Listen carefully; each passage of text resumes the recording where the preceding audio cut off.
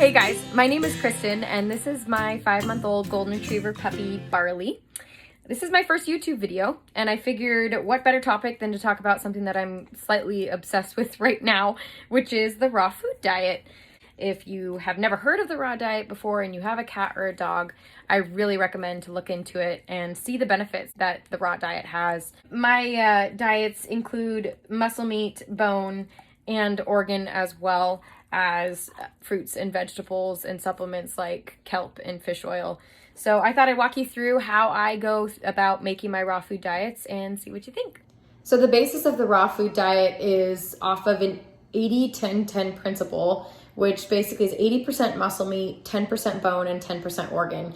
Now these numbers are totally figurative. It's just somebody that looked at an animal and said, that's about 80% muscle, 10% bone, and 10% organ. There's not really any research that backs up why the raw diet is based off of those numbers, but it serves as a good baseline.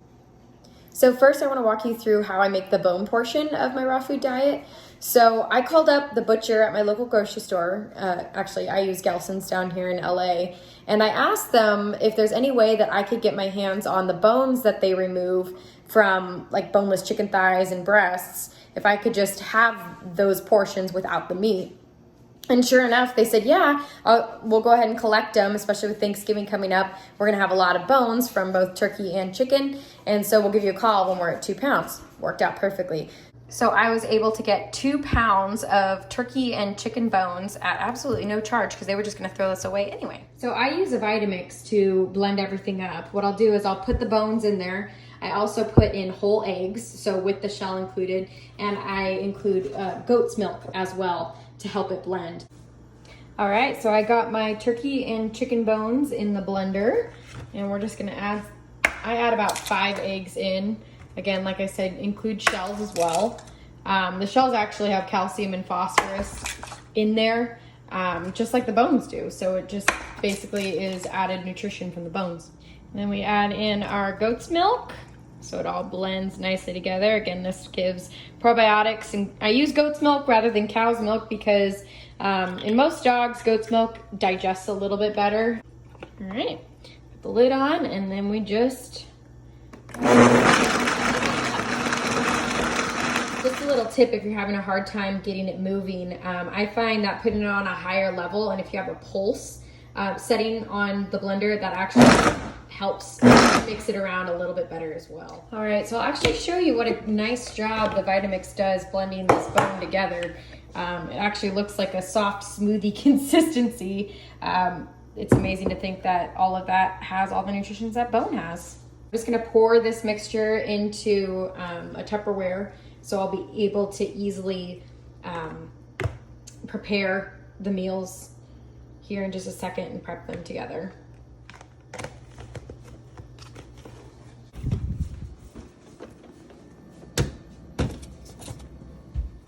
All right, so now I'll show you the vegetable portion of my raw food diet. A lot of people that feed raw don't include fruits and vegetables into their diet, but latest research has been shown that there actually is nutrients that can only be found in fruits and vegetables that really benefits the health of dogs. So why not include them in the diet?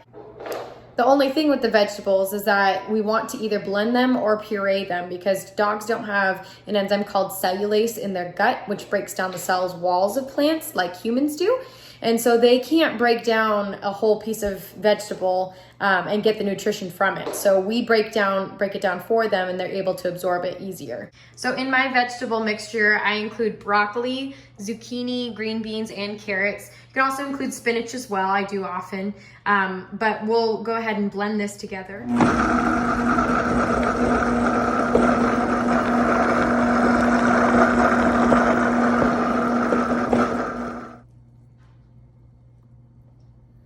Okay, so for the muscle meat, the most important thing is you want to keep it varied. And the reason for that is that each animal has a different amount of vitamins and minerals in their muscle meat. So by keeping a variety, you get different levels of vitamins and minerals that are required in the dog's diet. So this week I have lamb, goat, 93% turkey, and 80% ground beef. I personally don't use ground chicken in my raw recipes. For details that are a little bit more complicated, such as it's low in vitamin D and it's high in omega-6 fatty acids, for just starting out, it's great. Go ahead and use it. Other meats that you can use that you just find at your local grocery store would be like lean ground pork or canned tuna. So as I mentioned earlier, the meat portion of the raw diet should be 80-10-10. 80% muscle meat, 10% bone, and 10% organ. Out of that 10% organ, they recommend having 5% of that be liver because it's so nutritionally dense and has a lot of vitamins and minerals that are required in it. And then 5% secreting organs. So that's like kidney, spleen, uterus, pancreas, brain even, you could use as well. So this week my butcher had a mixture of goat, kidney, and spleen. And so I chopped that up. And just a tip for softer organ tissue, it's actually easier to use food scissors rather than a knife. I've just found that it's easier to work with, or if it's slightly frozen, it's easier to use with a knife as well. And this week's liver portion is a combination of veal and beef liver. You can use chicken liver as well. Okay, so now I have all of my meats laid out. And the way that I prep it is basically based off of the muscle meat. So I like to keep all of the same muscle meat per meal. So what I'll do is I'll start off with one muscle meat. For example, let's start with the goat. This is 2 pounds of goat. So in order to make 80% of the meat be muscle meat, we would need to do a total of 2.5 pounds of meat. So let's go ahead and add in the 2 pounds of goat.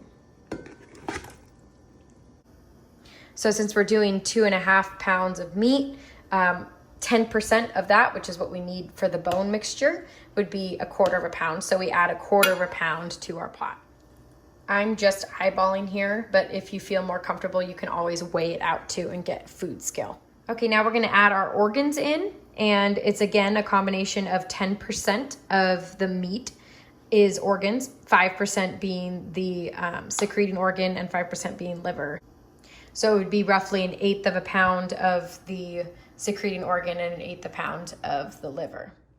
And you can see in the pot that it's mostly the muscle meat here that, again, should make up the 80%, about 10% bone and about 10% secreting organ. So next I bring my pot over to the fruits and veggies section. So that's the pre-made veggie mixture that we mixed earlier. I just get the frozen berry mix. It's blueberries, blackberries, and raspberries. That's where Barley's gonna get his antioxidants and also a good source of fiber as well. And when we're talking about proportions for the fruits and vegetables compared to our meats, it's said that you can actually add up to 25% of the entire meal as being your fruits and vegetables. So if you're looking at that, now we're thinking that as being 75% of the entire meal, and we add in about 25% combination of fruits and vegetables. So next we add in our supplements. The supplements that I use are organic chia seeds, turmeric, ginger, pumpkin seeds, sunflower seeds. I also use canned whole oysters, kelp, and omega-3. You can buy this on chewy.com and have it delivered, the organic kelp and the omega-3 on a regular shipment. Organic kelp is like a natural multivitamin. It is incredible with the amount of amino acids and other trace minerals that it has in there.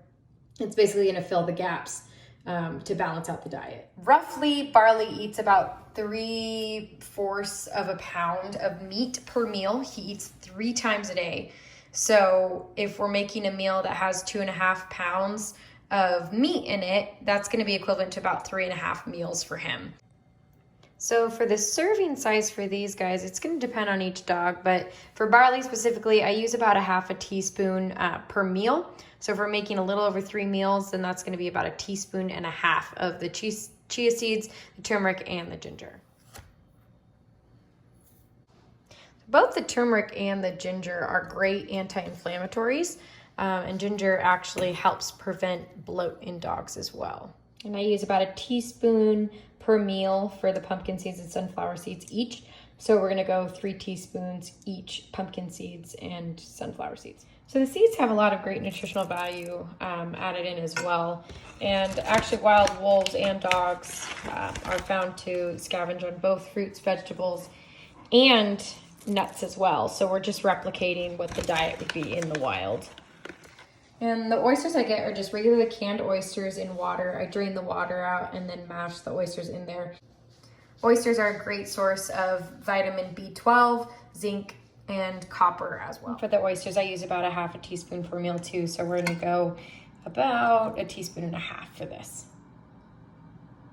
And when you're adding the kelp in, look at the amount of the daily servings per body weight to give you an idea of how much kelp to add. And now we add in our 2 teaspoons of kelp.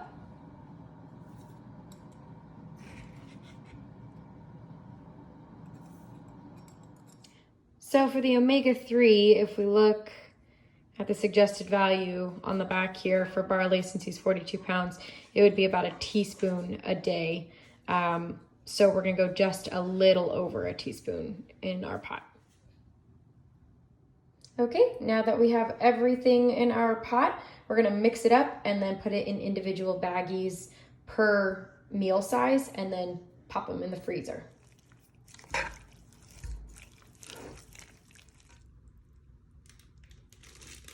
And each bag should weigh about a pound when it's all said and done.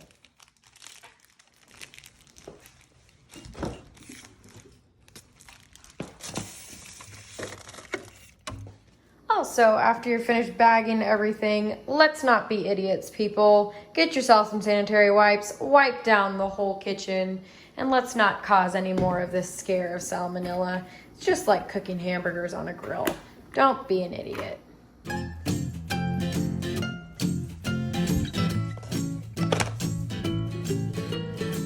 Okay.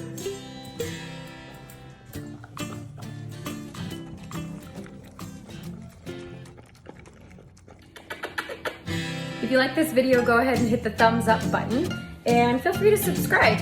We plan on putting more videos out talking about how to travel with your pet, training, and other awesome tips. So go ahead and hit that subscribe button and I'll see you next time.